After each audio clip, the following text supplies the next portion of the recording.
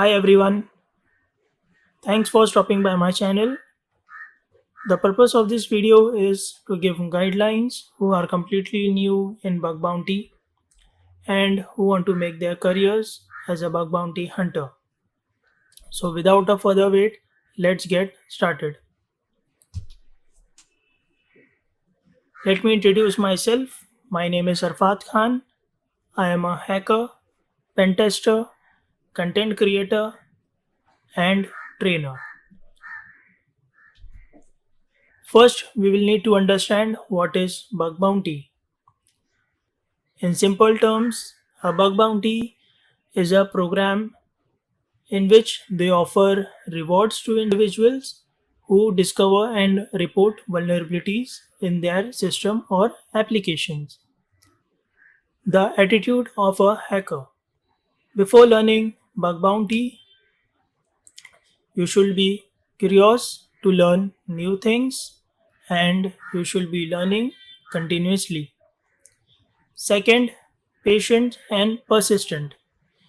Patient is very important in bug bounty. If you fail in first attempt, you should never give up. You should try and keep on trying unless and until you succeed. Persistent is very important. You can't learn only in one day and there is a gap of 5 days. Every day you should be learning new things. Third, problem solving mindset. If you are stuck in particular bug or if you are unable to exploit it, you should Google and find out a particular way which you can further exploit.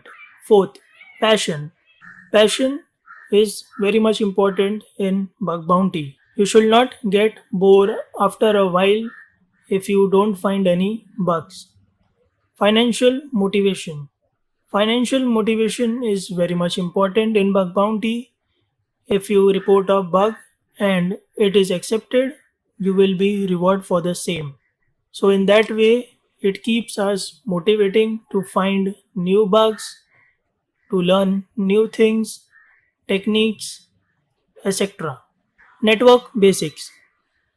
Who are completely new in bug bounty or who don't have any knowledge regarding network, these are 5 points which you should be knowing: OSI and TCP IP stack.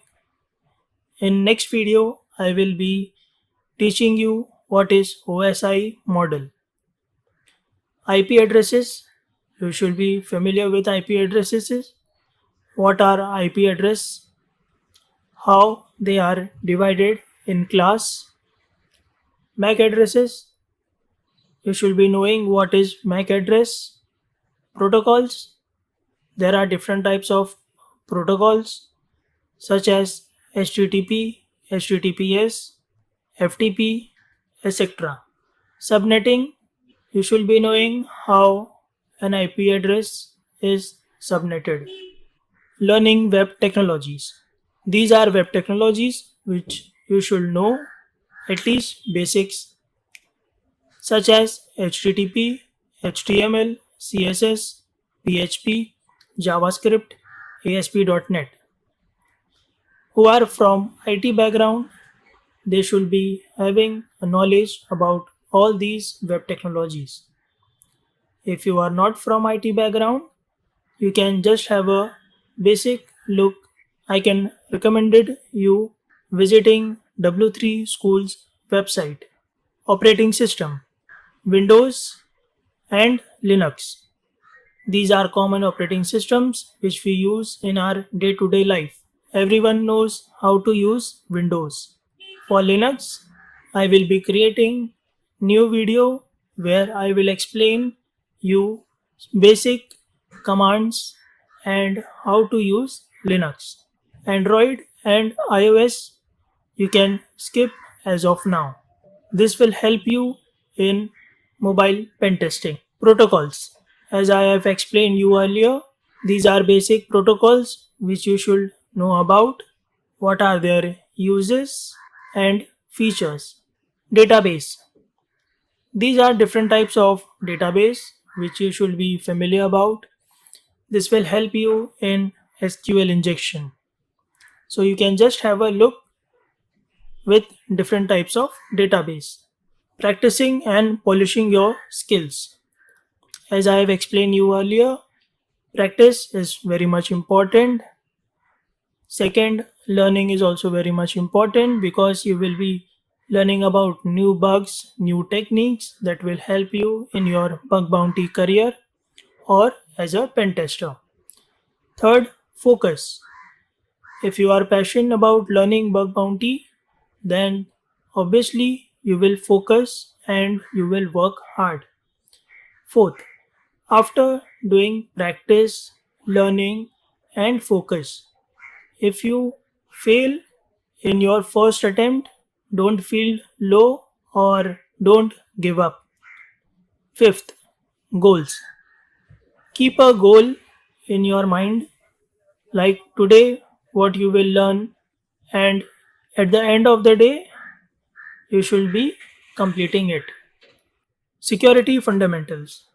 When you start learning bug bounty, these are basic bugs which we will learn about, such as HTML. It is very basic. If you are familiar with HTML, then we can find HTML injection, SQL injection, cross site scripting, authentication bypass. These are very easy bugs to find in a website. SQL injection is a bit difficult, but we will try to learn it. Practice labs. These are basic labs which you can go through. I will recommended you Portswigger labs to solve each and every lab. Webgoat is also a basic one. Juice shop, it is a basic to advanced level. I can recommended you if you are new in bug bounty. VW app is also a good one.